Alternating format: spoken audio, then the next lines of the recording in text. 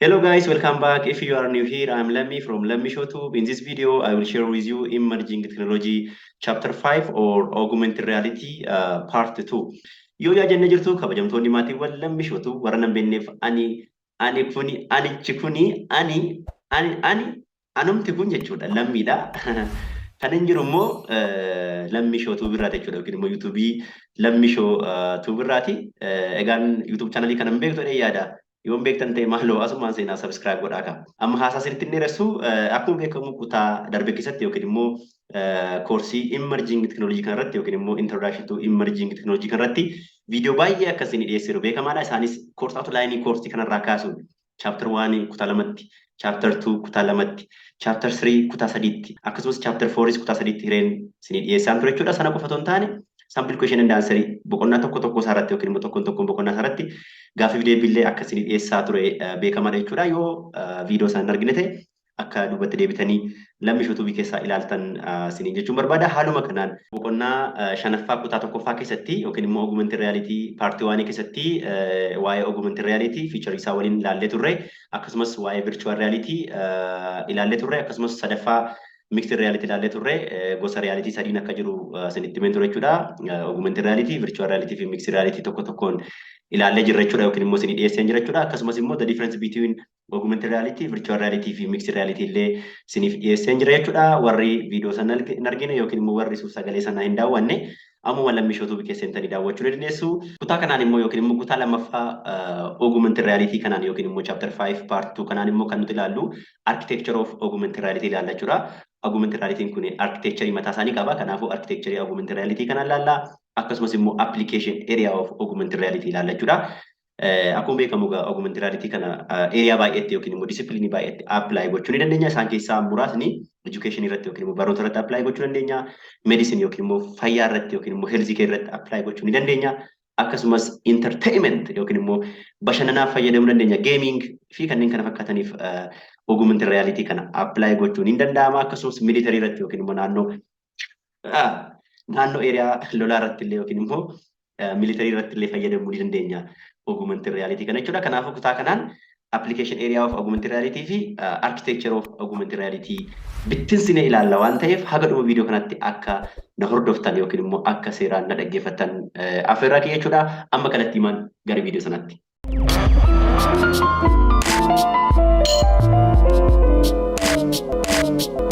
The next topic is the architecture of augmented reality system. The first augmented reality systems were usually designed with a basis of three main blocks, or augmented reality system or architecture contains three elements, in which the first one is infrastructure tracker unit, the second one is processing unit, the third one is visual unit.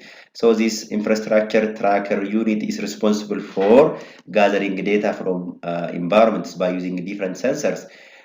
And once the data is gathered or collected by infrastructure tracker unit, it is sent to processing unit for what? For processing. After data is processed, we will get the output on visual unit. Kanaafuu augmented reality system gaafa jennu elementi sadiif keessaa qaba. Inni jalqaba infrastructure tracker unit jedhama, inni lammaffaa processing unit jedhama, inni sadaffaa immoo visual unit jedhama jechuudha. Infrastructure tracker unitiin kuni hojiinsaa data environment irraa yookiin immoo naannoo funaana. Kan inni funaanu immoo sensorii adda addaa fayyadamee jechuudha. Dataan funaaname sun immoo garamitti ergama? Gara processing unititti ergama. Processing unitiin sun immoo it may be GPU ta'uu danda'a, CPU ta'uu danda'a. Sun immoo data process godheeti sanaan booda maal godhachuudha? Gara visual unititti yookiin immoo gara result display gochuutti deema jechuudha. So the infrastructure tracker unit was responsible for collecting data from the real world. Data is first collected by using infrastructure tracker unit.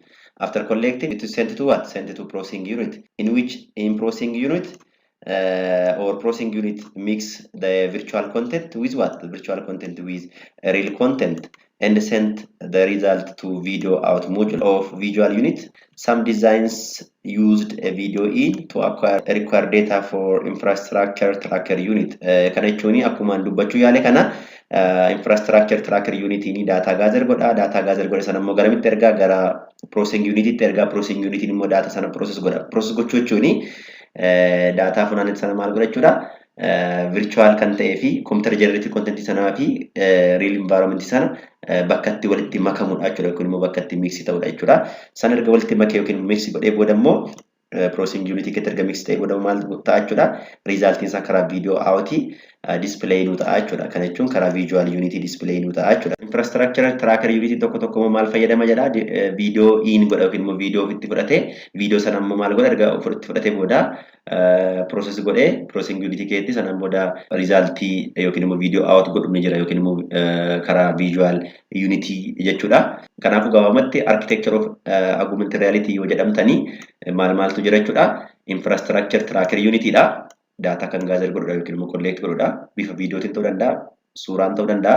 Sanaan booda processing unity data gather ta'e sun process ta'a. Sanaan booda immoo visual unity karaa visual unity maal argina jechuudha. Result isaanii argina jechuudha yookiin immoo environment real ta'ee fi kan computer generated content suni processing unity keessa erga walitti makamee booda augmented reality arguu dandeenya jechuudha. Eessatti argina jechuudha karaa visual unity display nu ta'a yookiin immoo arguu dandeenya jechuudha. And this one is augmented reality system standard architecture. Augmented reality system standard architecture. As I told you before, or as we have seen in the previous slide, augmented reality system or augmented reality architecture contains three elements: infrastructure tracker unit, here it is. Then we have also processing unit, here it is. And then finally we have video out or video out element. So the responsibility of infrastructure tracker unit is collecting data from the environment by using what? By using sensor. Here, by using sensor, infrastructure tracker unit collect data from the environment. Once the real data is collected from the environment by using sensors, in infrastructure tracker unit, it should be what? It should be sent to what? Sent to processing unit. Here, in this processing unit, the reality will be mixed, which means real environment and the computer generated environment are mixed together to give augmented reality here in processing unit. So the place where the reality are mixed together is called processing unit. Then after processing, after data is processed or after reality are mixed together in processing unit, it is sent to what? It is sent to video out, which means we will see the result or we will see the application. So here we have video out with the mixed world. The mixed world means real world with what? Real world with computer generated content. In this case, data which can be collected from the environment may be also in the form of video, or we can take a video as input. Then the video is also what? Sent to processing unit. Here in infrastructure tracker unit, the data may be collected from the environment by using sensor, or it may be real world visual data, or which means video in which both of them should be what? Sent to processing unit for further process to get output. Kana jechuun immoo akkuma sarara argitanii sila maal jennee turre augmented reality systemiin yookiin immoo architecture augmented reality elementi sadii qaba: infrastructure tracker unity, processing unity fi visual unity jenneerra yookiin immoo display unity jenneerra. Asirratti illee diagraamiin kun maal jechuudha? Augmented reality system standard architecture jechuudha. Akkuma ilaallee architecture kanarra elementii guddaa sadii jira. Inni jalqabaa infrastructure tracker unity jira, inni lammaffaa processing unity jira, inni sadaffaa visual unity jira. Responsibility infrastructure tracker unity data environment irraa guureeti gara processing unity erguudha jenneerra. Dataan suni kan inni gather ta'u yookiin immoo collect ta'u sensoriitiinidha. Yookiin immoo real world visual data ta'uu danda'a jechuudha. Real world visual data jechuun video jechuudha. Kanaafuu infrastructure tracker unity yookiin data sensoriitiin environment irraa collect godha yookiin immoo video fudhata jechuudha. Yookiin immoo video fudhateeti garamitti dabarsa lamaan isaanii kunoo gara processing unity dabarsa jechuudha. Real world data kan sensoriitiin funaanames ta'uu danda'a, kan videos ta'uu danda'a. Lamaanuu gara midha gochuudha. Lamaanuu gara processing unity deemu jechuudha. Maaliif gara processing unity deemu? Processing unity kana keessatti immoo maal ta'a jechuudha? Mixing the reality, place where the reality are mixed together. As kanatti bakka kanatti yookiin immoo processing unity keessatti realitiin kan real world waa'ee addunyaa nuti keessa jirruu fi kan kompiitaraan generate ta'u suni bakka itti walitti makaman processing unity kana keessatti waan ta'eef gara kanatti argama jechuudha. Sanaan booda erga processing unity keessatti realitiin kun walitti mix ta'anii sanaan booda maal ta'a jechuudha? Output arganna jechuudha. Output immoo kan argannu yookiin immoo application isaa immoo kan argannu karaa kamiin jechuudha? Visual unity yookiin immoo karaa video out jechuudha. Yookiin immoo bifa videootiin output sana arganna jechuudha. So video out with a mixed world jedha. Kanaafuu bakka itti output isaa yookiin immoo bakka itti result isaa arginudha jechuudha. Fakkeenyaaf augmented reality sun kan maaskii hidhu yoo ta'e result nama maaskii hidhate argina yookiin immoo maaskii nutti hidhame argina jechuudha. Yoo eyeglass godhachuu ta'e immoo eyeglass nutti godheetu nutti agarsiisa jechuudha. Kanaafuu bakka kanatti argina jechuudha bifa viidiyootiin yookiin immoo visual unity keessatti argina jechuudha. Kanaafuu warri sadiin kun infrastructure tracker unity, processing unity fi video yookiin immoo visual unity kun architecture augmented reality jennee waamuu dandeenya yookiin immoo augmented reality system jennee waamuu ni dandeenya jechuudha. And let us see application of augmented reality systems. Technology is ever changing and ever growing. One of the newest developing technology is augmented reality, which can be applied to many different disciplines such as education, medicine, entertainment, military, and then so on. As keessatti immoo yookiin immoo topic kana jalatti immoo waa'ee maal jechuudha, waa'ee application augmented reality ilaalla jechuudha. Augmented reality kuni eessatti akka apply ta'u ilaalla jechuudha. Bakka augmented reality baay'ina irratti apply ta'eeru keessaa inni tokko yookiin immoo apply gochuu dandeenyu keessaa inni guddaani educationidha yookiin barnoota irrattidha. Inni biraanii augmented reality kana medicine irratti yookiin immoo fayyaa irratti yookiin immoo health care irratti apply gochuu dandeenya. Inni itti aanu immoo bashannanaaf fayyadamuu ni dandeenya yookiin immoo bashannanaaf apply gochuu dandeenya augmented reality kana jechuudha. Akkasumas immoo bakka lolaatti yookiin immoo militariif augmented reality kana fayyadamuu ni dandeenya jechuudha. Mee tokkoon application augmented reality kana gara fuulduraatti ilaallu. Here is augmented reality application in education. Augmented reality allows flexibility in use that is attractive to education, which means augmented reality make education attractive. Augmented reality technology can be utilized through a variety of mediums, including desktop, mobile device, smartphones. As keessatti immoo application augmented reality barnoota keessatti akkamitti akka apply ta'u ilaalla jechuudha. Maal jechaa jira augmented reality technology augmented reality kan utilize ta'u yookiin immoo kan nuti fayyadamnu karaa desktopii ta'uu danda'a yookiin immoo desktopii fayyadamnee ta'uu danda'a yookiin immoo mobaayilii keenyaan ta'uu danda'a yookiin immoo taabileetii adda addaatiin maal gochuu dandeenya jechuudha. Augmented reality kana fayyadamuu ni dandeenya jedha. Kanaafuu desktopii fayyadamne, mobaayilii fayyadamne, taabileetii adda addaa fayyadamne augmented reality kanaan barnoota barachuun hin danda'ama jechuudha. The technology is portable and adaptable to the variety scenarios. Augmented reality can be used to enhance content in education and instruction within the traditional classroom, supplement instruction in special education classroom, extend content into world outside the classroom, and be combined with other technology to enrich their individual application. When using augmented reality technology in the classroom, teachers can create authentic learning environment for students with different learning style. Kun akkuma asirraa argitanii yoo augmented reality fayyadamne yookiin immoo augmented reality barnoota keessatti fayyadamne traditional learning style keenya jijjiiruu dandeenya, quality achieve gochuu dandeenya yookiin immoo quality barnoota improve gochuun hin danda'ama jechaa jira jechuudha. Akkasumas illee barsiisaan yeroo kilaasii keessatti barsiisu augmented reality application fayyadamee otoo barattoota barsiise maaltu uumamuu danda'a jechuudha. Attractive learning stylein uumamuu ni danda'a jechuudha. Kanaafuu augmented reality kuni barnoota keessatti faayidaa daangaa hin qabne akka qabu beekamaadha. So one of the advantage of having augmented reality in education is for what? Affordable learning materials, which means posters, digital illustrations, physical models, prototypes are very expensive, and it is impossible for school to find enough money to purchase all the supplementary materials they would like to. So to overcome this problem, using augmented reality technology allow for avoiding investments in physical materials. Besides, students can get access to learning materials and interact with them anytime. Kana jechuun faayidaan augmented reality barnoota keessatti qabu keessaa inni tokkoffaani affordable learning material jedha. Kana jechuun manneen barnootaa hanqina birriirraan kan ka'e materiaala yookiin laabiif ta'an yookiin immoo kan irraa baratamu bitachuu dhabuu hin danda'u yookiin immoo bitachuu dadhabuu ni danda'u jechuudha. Kanaafuu otoo sana hin bitiin yookiin immoo otoo meeshaa physical ta'e otoo hin bitiin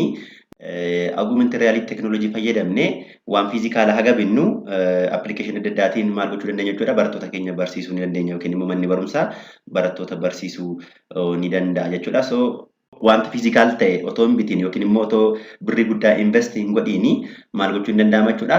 application augmented reality fayyadamne barnoota barsiisuu hin dandeenya jechuudha. Kanaafuu affordable learning material kan jenne kana jechuudha. Fakkeenyaaf haa jennu yeroo dhukkubni COVID dhufe yookiin immoo COVID-19 dhufe namoonni baay'een akkatti maaskii hidhatan hin beekan turani. Kanaaf miidiyaatiin himamaa ture akkatti namni maaskii hidhachuu qabu.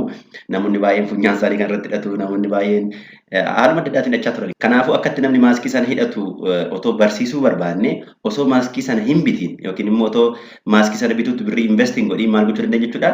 Augmented reality technology fayyadamne akkatti akka maaskiin hidhamu barsiisuu ni dandeenya jechuudha. Barsiisuu ni dandeenya jechuudha. Kanaafuu wanta physical ta'e otoo hin bitiin maal gochuu dandeenya jechuudha. Affordable learning material argachuu ni dandeenya jechuudha. Example biraasanii dabaluu fi naannoo fayyaatti yookiin immoo naannoo heelziitti warri heelzii yookiin immoo warri fayyaa gaafa barattoota isaanii barsanii ashaanguliita adda addaa fayyadamanii bineeldota adda addaa fayyadamanii akkasumas even reeffa namaallee fayyadamaniiti yeroo barattoota barsantu jira jechuudha. Kanaafuu haga ashaanguliita adda addaa kana bitan haga reeffa kana kaanii irratti barattoota barsiisanii yookiin immoo bineeldota adda addaatiin haga barattoota barsanii augmented reality technology fayyadamanii maal gochuu danda'u jechuudha. Barattoota isaanii seeraan barsuu danda'u yookiin immoo internal structure fi external structure namaa kana salphaatti barsiisuun hin danda'ama jechuudha. Kanaafuu inni jalqaba faayidaan augmented reality education keetti qabu maal jedhamtanii yoo gaafatamtanii affordable learning material jettu jechuudha. Inni lammaffaa the second application of augmented reality in education is make interactive lessons, which means when a teacher use augmented reality technology in classroom, a student can view a model on their smartphones and get a better idea of concepts they are studying, which means they easily understand what the teacher is teaching, and that increase engagement and reinforcement of learning. Kan immoo maalidha interactive lesson dabalaa jechuudha. Akka barataan kilaasii keessatti seeraan interact godhu barsaa waliin godha jechuudha. Augmented reality kuni fakkeenyaaf augmented reality technology fayyadamnee otoo kilaasii barsiisne barattoonni waan barsiisaan afaaniin dubbatu waan teoriin dubbatu practical illee agarsiisaa deema waan ta'eef interactive lesson create gochuuf nu gargaara jechuudha. Fakkeenyaaf waa'ee qaama namaa internal structure external structure of human being jedhee hamma barsiisaanii application augmented reality fayyadame waan san agarsiisaa to barsee maaltu uumama jechuudha. Interactive lesson in uumama jechuudha. So by using augmented reality we can make our classroom interactive or our lesson interactive. And the third application of augmented reality in education makes higher engagement, which means when a teachers integrate augmented reality into their lectures, they attract the attention of their student and make lesson more attractive. Kan jechuun akkuma beekamu yeroo kilaasii barsiisnu yookiin immoo barsaan gaafa kilaasii barsiisu yoo applicationii augmented reality kana apply godhee kan barattoota barsiisu yoo ta'e attentioniin barattoonni barnoota sanaaf qabanii maal ta'a jechuudha hin dabalaa jechuudha. Kanaafuu barnoonni sun effective ta'a jechuudha yookiin immoo barnoota attractive ta'e barattootaaf yookiin immoo effective ta'e barattootaaf kennuun hin danda'ama jechuudha. So higher engagement is also another application of augmented reality in education. And the next one is high retention, using augmented reality for education discipline make high retention, which means using augmented reality application, a student can get access to augmented models that represent any real object, from famous monument or work of art to molecules. Besides, student can get access to website with specific information. When learning with augmented reality technology, students use different sense and retain more knowledge for long period of time. Kun immoo maalidha? Barsiisaan yeroo barsiisu augmented reality fayyadamee yoo hin barsiisa ta'e yookiin immoo applicationii augmented reality fayyadamee waan haasa'u agarsiisa yoo ta'e barattootatti barattoonni maal ta'u jechuudha? Waan inni barsiisu sana seeraan qabatu akkasumas immoo beekumsa sana yeroo dheeraaf kaawwachuu danda'u jechuudha yookiin immoo beekumsa sana yeroo dheeraaf sammuu isaanii keessa turuu danda'a jechuudha. Malee har'a baratanii bor jalaan baduu jechuudha. Maal jennaan waan dubbatu agarsiisa barsiise waan ta'eef jechuudha. So augmented reality area barnootatti fayyadamuuni akka retention high retention argatu barataan akka high retention argatu illee ni taasisa jechuudha.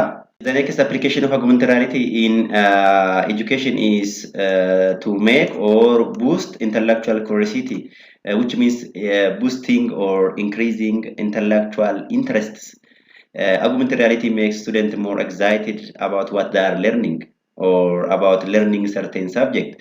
Modern students were born in digital era, so they will always be excited with innovative technologies that can help them learn new ideas and develop their critical thinking skills. Kana jechuun immoo augmented reality barnoota keetti fayyadamna yoo ta'e yookiin immoo barsiisaan augmented reality fayyadamee barattoota kan barsiisu yoo ta'e barattoonni waan baratan sanaaf akka isaan excited ta'an godhachuudha. Kanaafuu augmented reality kana naannoo area barnootatti fayyadamuun faayidaa daangaa hin qabne qaba jechuudha. For example, here students are seeing internal structure of human being on their computer. The same is true also here in this figure. Kana jechuun warreen kun immoo figuriin kun immoo appilikeeshinii augmented reality barnoota keetti qabudha jechuudha. Asirratti fakkeenyaaf jalqaba kanarratti yoo dogoggoruu baadhe geemii ta'uun oolu barattoonni maal gochaa jiru jechuudha. Smartphone isaanii yookiin immoo taabileetii isaanii irratti geemii fa'aa taphachuu danda'u jechuudha. Akkasumas immoo kunuun as kanatti barattoonni maal gochaa jiru?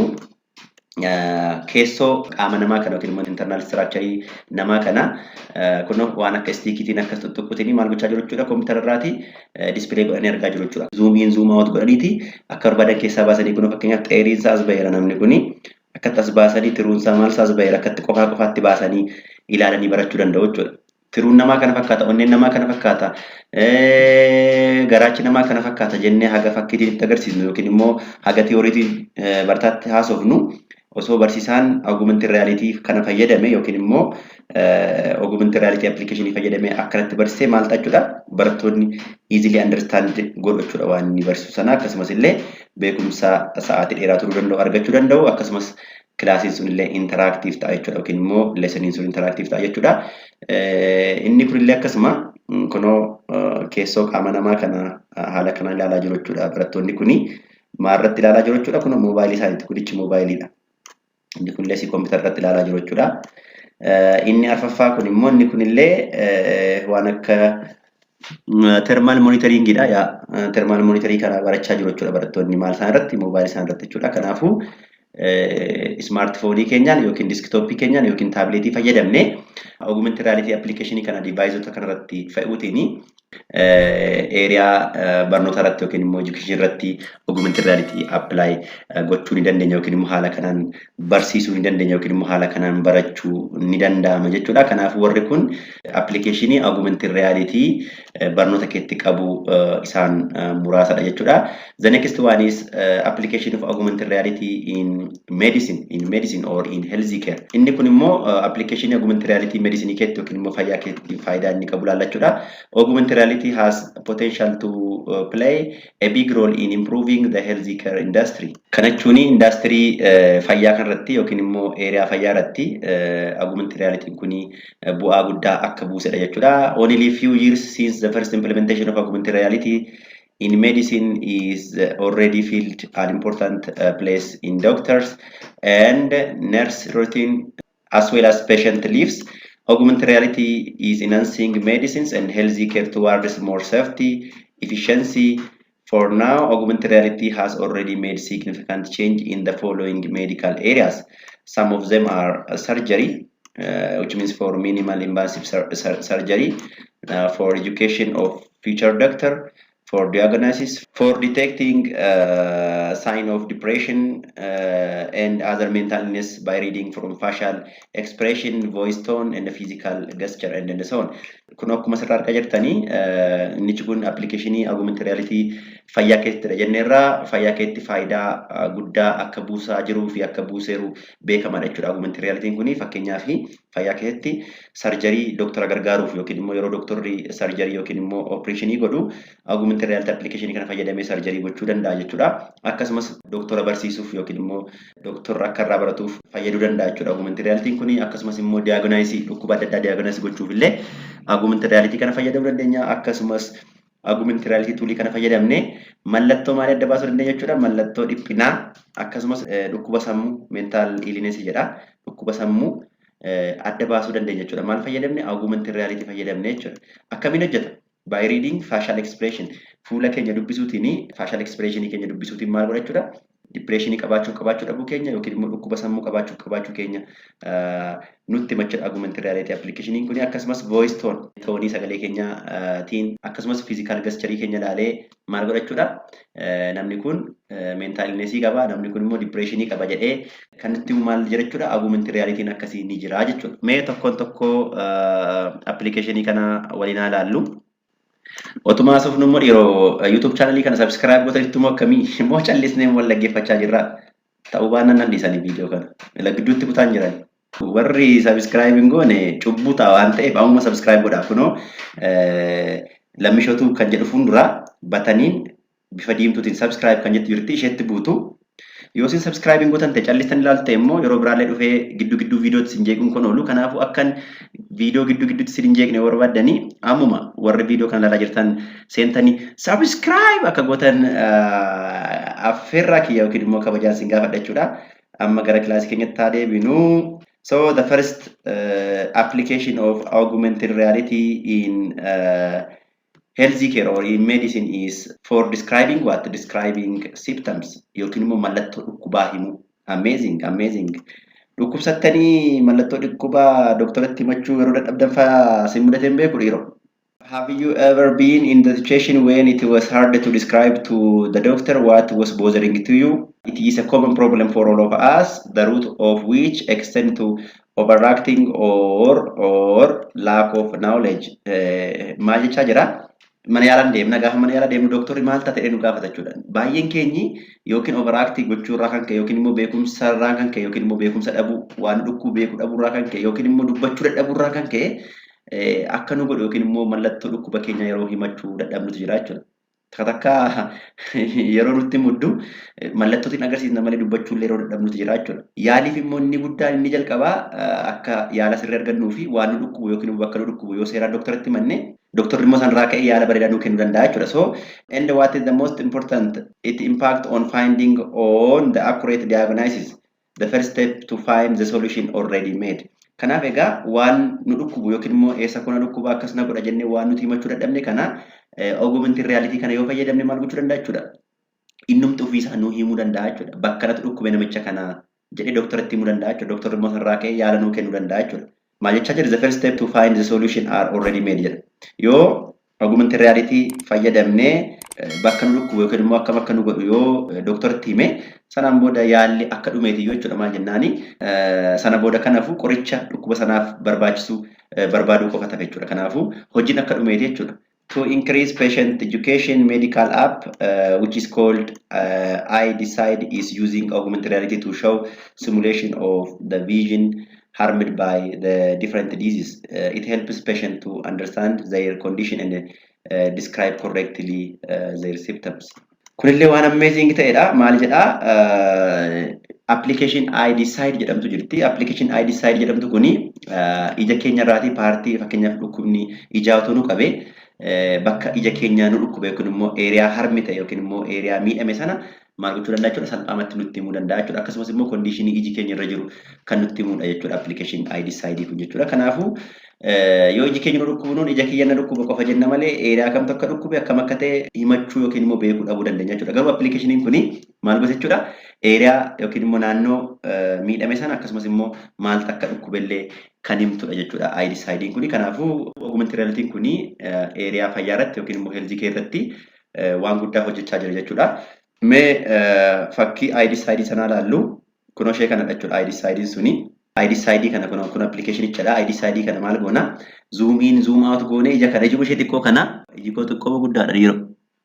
Ija xiqqittii kana maal goona jechuudha? Zoom in zoom out gooneeti akka barbaannetti bakka miidhame san arguu dandeenya jechuudha. Fakkeenyaaf yoo operation illee barbaachisa ta'e ija keenya kanaafi doktorri haaluma salphaan sana laala yookiin immoo I Decide kana laala bakka miidhameeru kana yaala kennuu ni danda'a jechuudha. Inni biraanii the next one is here nursing care. The next application of augmented reality in health care is for nursing care.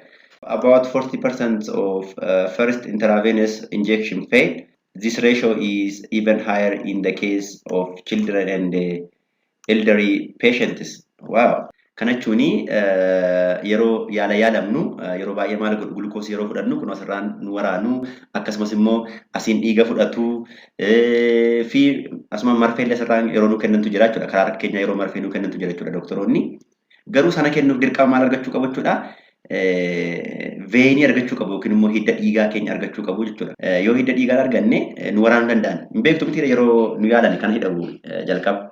Kan isaan kan hidhanii akka hiddi dhiigaa keenya bahuufidha. Hiddi dhiigaa keenya akka bahuufidha jechuudha. Yeroo baay'ee namoonni fufurdooni hiddi dhiigaa isaanii ni dhokata. Maal jennaan fooniin nyaatamee jira waan ta'eef hiddi dhiigaa isaanii argamu. Akkasumas illee daa'imman baay'inaan kan hundi keessa hundi beektudha yaada. Daa'imman hiddi dhiigaa isheen argamu jechuudha. Daa'imman gaafa yaalchisuu barbaadanii yookiin immoo marfee waraansisuu barbaadanii hidda dhiigaa ishee barbaaduun hojii guddaadha jechuudha. Akkasumas namoonni fufurdaa kiyyallee faxaaxaadha kunoo kiyya ani qallaa waan hin ta'eef kiyya fuulduruma jirti kun argitu miti. This is hidda dhiigaa, this is hidda dhiigaa, this one is also hidda dhiigaa. Ani hidda dhiigaa kiyya bakkeema jira. Kanaaf appilikeeshinii Augmented Reality kana yoo agas mara nama barbaachisa jechuudha. Garuu namoota fufurdoo ta'aniif akkasumas namoota daa'immaniif baay'ee barbaachisa jechuudha appilikeeshiniin kun jechuudha. Maal jechaa jira persentiin 40 namoonni persentiin 40 fi isaa ol ta'an hidda dhiigaa isaanii argachuun baay'ee akka ulfaataa ta'e dubbatama jechuudha. So to solve this problem Acuvane has been developed which uses augmented reality to cope with these negative statistics. Lakkoofsa kana yookiin immoo persentii 40 oltu hiddi dhiigaa sana argamu jennee irraa mitiire sana solvii gochuuf immoo maaltu dhufe jechuudha. Acuvane kan jedhamu develop ta'e jechuudha. Augmented reality akkasii kun develop ta'e jechuudha. Acuvane is a hand-held scanner project on skin and show the patient veins. Kana jechuun fakkeenyaaf kun baatiriin banadhaati. Kun akkas goonaa jechuudha kun fakkeenyaaf Acuvaneidha jennuuti. Moobaayiliin kun Acuvaneidha jennuuti. Sanaan booda moobaayilii kana asirratti ibsinaa jechuudha. Harka namaatti gaafa ibsinu maal ta'a jechuudha Acuvane sana. Hidda dhiigaa iddoo inni jiru nutti himaa jechuudha. Hidda dhiigaa iddoo inni jiru nutti himaa jechuudha. Kanaafuu salphaamaan dooktorri otoo qaama namaa dhiigsee fixiin maal gochuu danda'a jechuudha. Bakka sana waraanee yoo barbaade dhiiga fudhachuu danda'a, yoo barbaade immoo marfee adda addaa kennuu danda'a jechuudha. So it increases the successful finding of vein. So by using Acuvane, doctor can easily find a vein from the first try in 3 up to 5 times. This is why these inventions got the greatest recognition among the general public and medical staff. Hojii guddaadha jechuudha. Kanaafuu kan doktor rakkatu hidda dhiigaa nama barbaaduuf rakkatu rakkina qofa miti. Dirgim godhee si hidheeti as kan dirgim godhee si hidheeti sanaan booda bakka nammoo maal godha jechuudha. Marfeetis caqacaquu isaan oolu jechuudha. Maal jennaan dirqama du'uu keerraa hiddi dhiigaa barbaadamee yaala argachuu qabda waan ta'eef jechuudha. Garuu rakkoo sanaa kan solvii godhee galata teekinooloojii maaltu jira jechuudha. Acuvane kan jedhamu Augmented Reality akkasiin jira jechuudha. Haaluma salphaatiin maal godha? Device sana harka namaatti ibsuutiin yookiin immoo bakka barbaadetti ibsuutiin akka veenii yookiin immoo hiddi dhiigaa argamu taasisa jechuudha. Fakkeenyaaf kun this image of Acuvane. Kanaaf kunichi image Acuvane jechuudha. Kun akkuma asirraa argitanii ishittii kanadha jechuudha. Acuvanein suni Acuvaneittiin kanadha. Kun harka namaati. Harka namaa kanatti maal gochaa jira jechuudha? Itti ibsaa jira jechuudha. Baatirii wayii itti ibsaa jira. Kunis hidda dhiigaa, kunis hidda dhiigaa, kun hidda dhiigaa, kun hidda dhiigaa jechuudha. Kanaafuu dooktorri sun salphaamatti maal godha jechuudha? Bakka sanatti waraanee yaala kennuu ni danda'a jechuudha. Kanaafuu Acuvanein kun faayidaa kana hin jedhamne yookiin immoo faayidaa tilmaamamee hin dhumne qabdi jechuudha eeriyaa fayyaa kanarratti. Inni biraan the next application of augmented reality in healthcare or in medicine is for surgery. In Nosfer, augmented reality does not have such practical application as in the medicine, especially in surgery, where it literally helps to save lives. Kana jechuun area kamii olittiyyuu augmented reality kun baay'inaan naannoo mediciniitti yookiin immoo naannoo buufata fayyaatti yookiin immoo naannoo mana yaalaatti baay'ee apply ta'eera jechaa jira. Akkasumas immoo fayyaa keessaa immoo yookiin immoo health care keessaa immoo baay'inaan kan apply ta'ee jiru surgery keessattidha jechuudha yookiin immoo operationiif fayyadamuu dandeenya jechuudha augmented reality kana. 3-dimensional reconstruction of organs or tumors will help surgeons become more efficient at surgery operations. For example, spinal surgery as usually is long and a difficult process. long and difficult process, but with the use of augmented reality, it can reduce the time and cut the risk and improve the result. Kana jechuun akkuma beekamu gosa sarjarii keessaa yookiin immoo gosa opereeshinii keessaati. Opereeshiniin kan spinal cord keenya kan sa'aatii dheeraa fudhatuu fi kan baay'ee hamaa ta'edha jechuudha.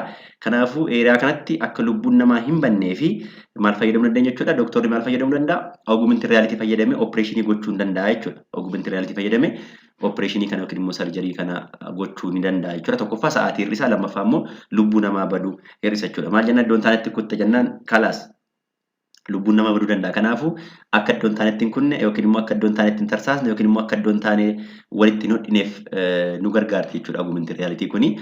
The Israeli startup Medics had created an augmented reality headset for spine surgeons. This technology overlays 3D models of CT scan on the spines, so the surgeon gets some kind of X-ray vision. Asirratti maal jechaa jira? Gosti augmented reality kan surgery fayyadu ni jira jechuudha.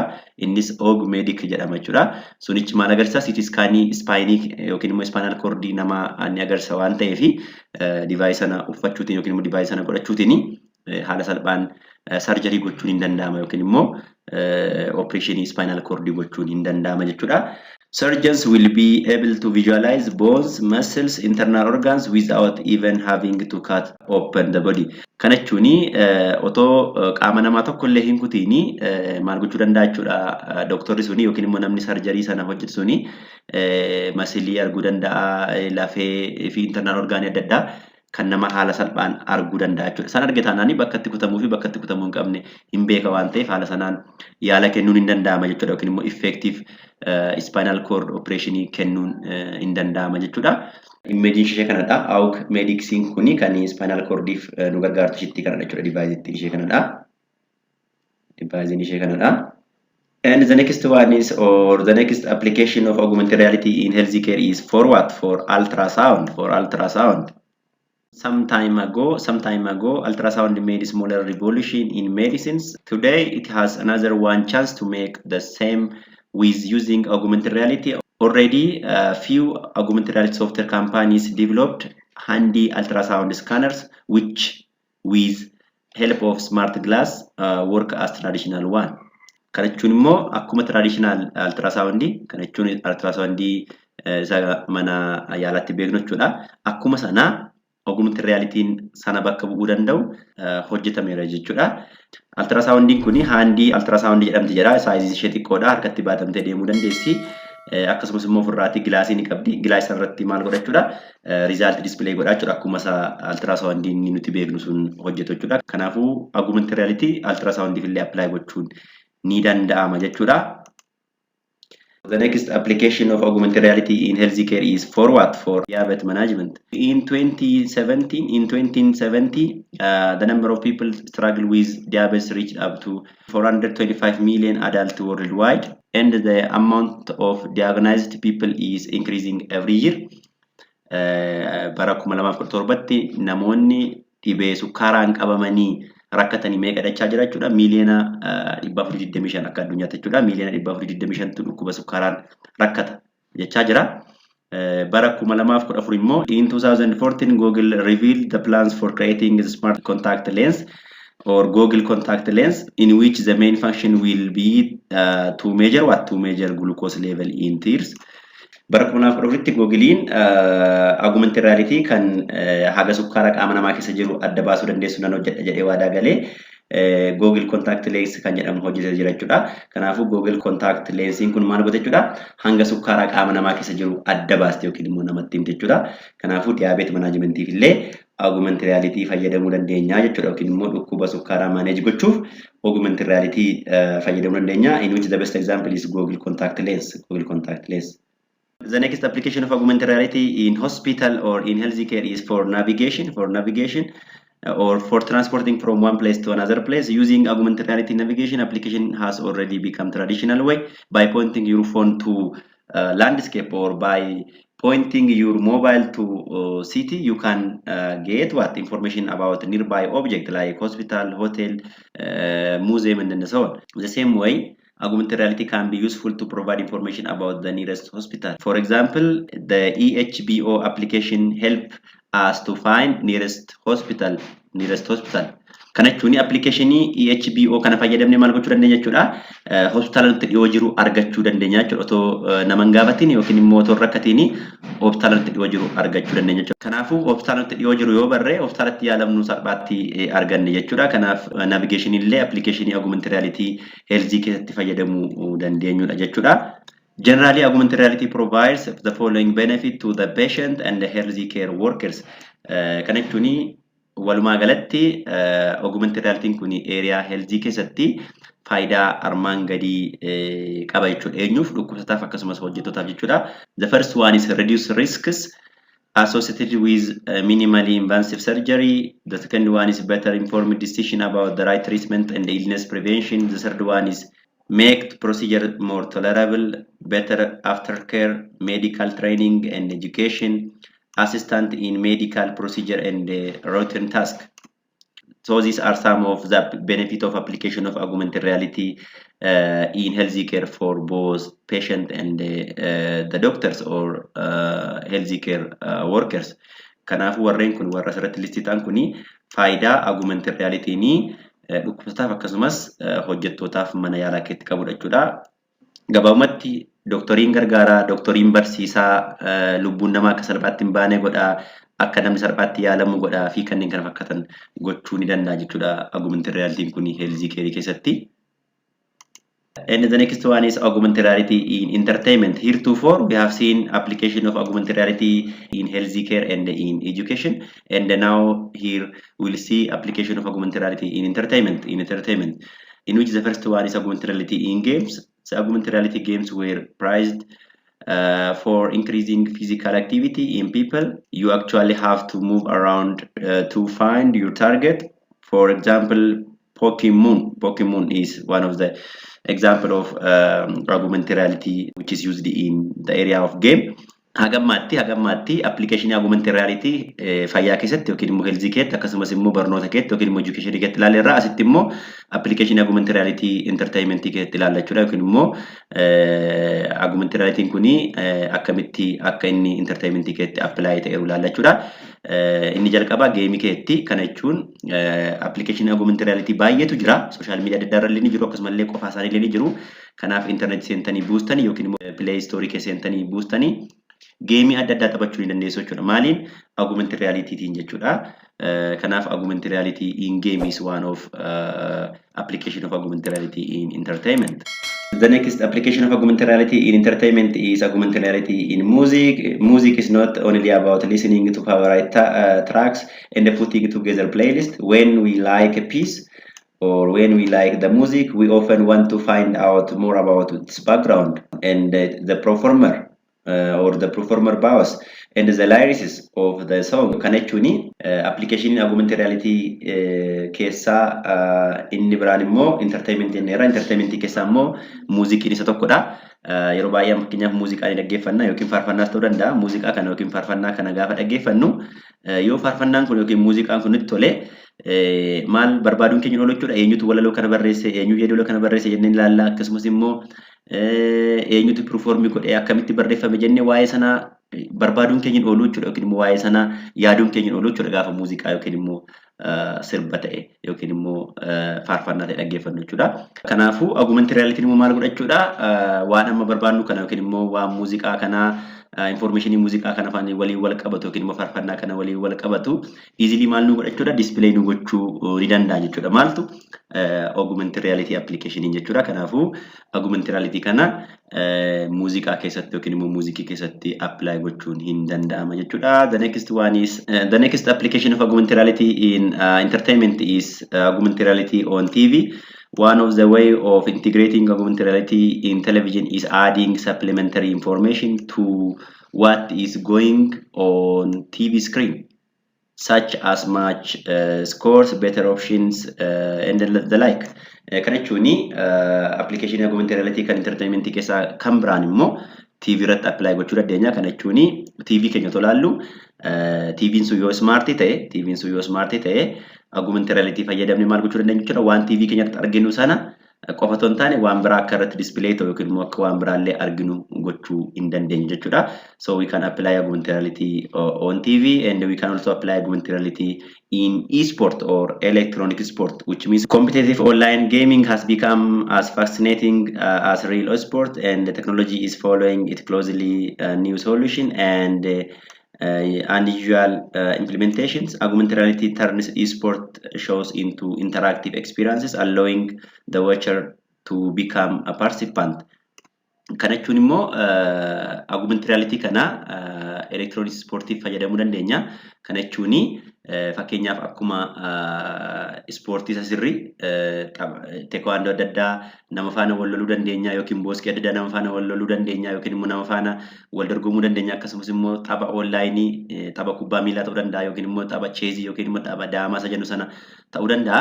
Nama faana maal gochuu dandeenya jechuudha, wal dorgomuu dandeenya jechuudha. Karaa kamiin? Karaa augmented reality application jechuudha. Kanaafuu yoo application adda addaa kana barbaaddanii play store keessa seentanii yookiin immoo internet irra seentanii search gootanii augmented reality application jettanii yookiin immoo apps jettanii search gootanii ni argattu jechuudha. Sana buustanii maal gochuu dandeessu jechuudha, ittiin bashannanuu dandeessu yookiin immoo irraa barachuu ni dandeessu jechuudha. The next application of augmented reality in entertainment is augmented reality in theater, which means we can apply augmented reality for theater. Augmented reality can serve not only for entertainment purpose but also for purpose of accessibility. The possibility to overlay the visual object over the real environment can be used, for example, for subtitling in various theater shows. Inni kun immoo application augmented reality kan tiyaaterii keessatti fayyadamnudha jechuudha. Innis akkamiin nu fayyada yoo jettanii tiyaaterii keessatti bakka shawuun adda addaa gaggeeffamu keessatti entertainmentii qofaaf otoo hin taane accessibility illee fayyadamuu dandeenya jechaa jira. Accessibility jedha. Accessibility jechuun namoonni ijaa hin argine akka isaan haala salphaatiin tiyaaterii sana hubatan, namoonni gurri isaa hin dhageenye haala salphaatiin akka isaan tiyaaterii sana hubatan gochuu hin danda'ama jechuudha. Fakkeenyaaf namoota gurri isaa hin dhageenyee fi maal gochuu dandeenya jechuudha, sabtaayitilii barreeffama sabtaayitilii jalatti galchuun hin danda'ama jechuudha.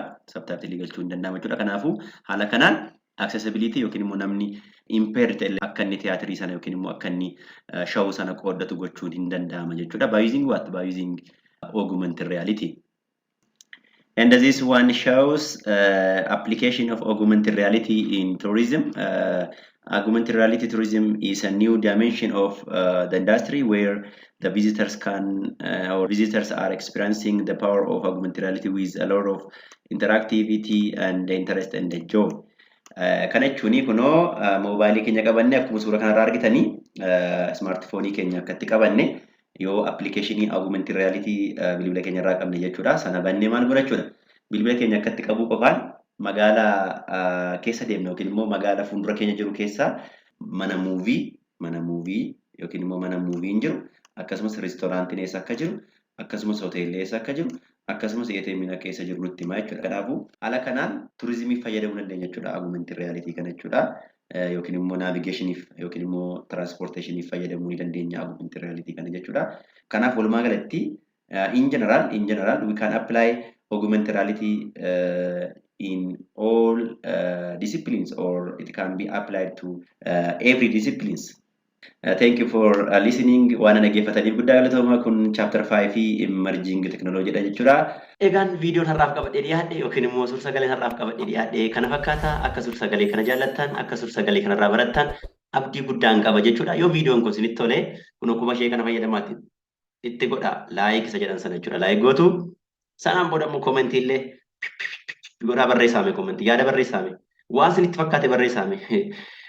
Waan YouTube Lamishow kanatti argitan waan taajjabda, waan isinitti tole yookiin immoo waan isinitti hin tolle yookiin immoo waan sirraa'u qabu yookiin waan dabalamu yookiin waan irratti qabu yoo jiraate koomentii naa godhaa jechuun barbaada yookiin immoo yaada keessan akkanaaf qoodanii barbaada. Akkasumas immoo viidiyoo babbareedduu akka kanaa kana akka deebi'ee isin ga'uuf immoo YouTube channelii kana subscribe gochuun dagatina. Subscribe gochuu qofa otoo hin taane mallattoon bilbilaan jirti, mallattoon bilbila sanatti buututiin all kan jettu jirti. Ishee filattanii yeroo hundaa viidiyoon YouTube channelii kanarraa gaafa gadhiifamu jalqaba dhufee isin bira gahaa jechuudha. Akkasumas immoo ofittoon ta'inaa selfishin ta'inaa viidiyoo kana hiriyaa keessaniif qooda share godha.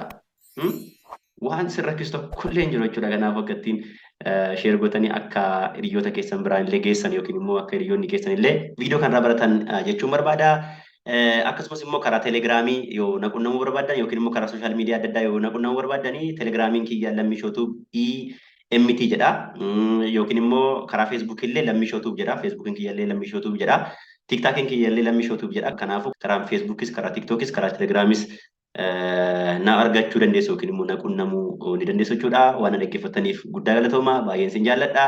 Yaada baay'ee naa kennaa jirtu, komentii baay'ee naa kennaa jirtu. Komentiin keessan na jajjabeessaa jira. Komentiin keessan akkan fuulduratti tarkaanfadhu na gochaa jira. Ammallee yaadni keessan na biraan hafiin jechuun barbaada.